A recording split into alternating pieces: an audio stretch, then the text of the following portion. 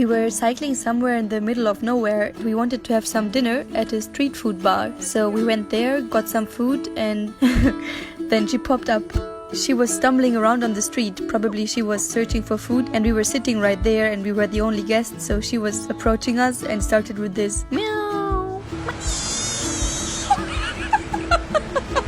She was looking so terrible, like really skinny, really tiny. When we first saw her, we felt like really sorry for her.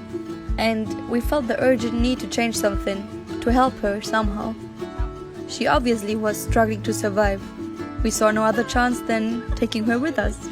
And we were super crazy in love from the first second we saw her. We put her into the handlebar bag and created some kind of hammock for her with a scarf. And that was the perfect solution because she could just relax in it and she wouldn't feel the bumps of the bike all the time. At first she was a bit scared in the bike basket, especially when it was going downhill, because then we closed it so she wouldn't fall out of it.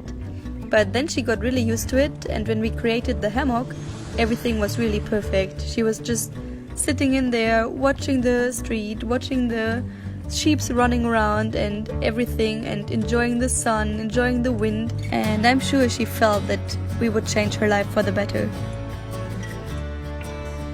So we just cycled some more kilometers and then set up camp on a random field next to the road. We called her Iki because that's the Azerbaijani word for two and the number of sausages she gulped down the night we found her.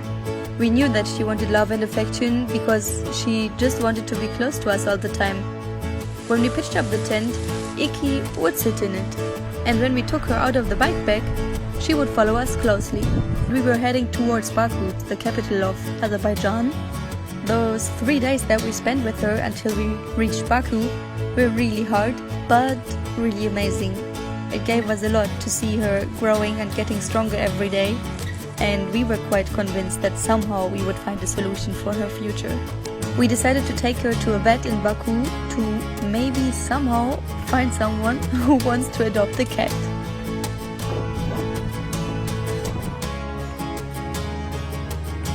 In the vet's clinic, we met a lady who offered to do a Facebook post in her community, and this was what she did. So it took like 5 hours or something, and there was a really nice guy from Scotland with his family who was called Jim, and he said yeah, he'd love to give Iki a new home. And 2 days later we met him, and it was just the perfect match. And becoming part of Jim's family was probably the very best thing that could have possibly ever happened to this tiny little street kitten. I tell a lot of people this story because it's just such a nice happy end story. It shows that if you are optimistic about something and you're convinced that you will find a solution, then the solution will find you. You just need to stay positive and never give up. So from being an abandoned kitten to being a cycling cat, today Iki grew into a gorgeous tabby, and most important, she still lives happily in Jim's family.